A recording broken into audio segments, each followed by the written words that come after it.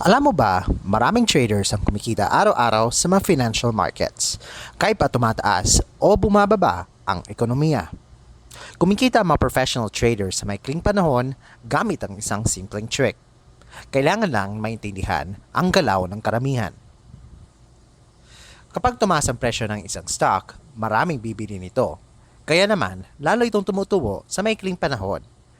Kapag bababa na naman ang presyo, mas maraming umiiwas na bilhin ito, kaya bababa lalo ito sa maikling panahon. Hanggang sa ngayon, mga professional bankers lamang ang makakagamit ng stratehiyang ito para kumita ng pera. Pero, may mga websites ngayon na maaari kayong makapag-trade ng stocks at iba pang assets gamit lang ang isang click. Ang method na maaari kang gumamit ng stratehiyang ito ay tinatawag na binary options. Sa website na ito, gusto ko pong ipaliwanag sa inyo ang pamamaraan kung paano saan kayo makapagsimula.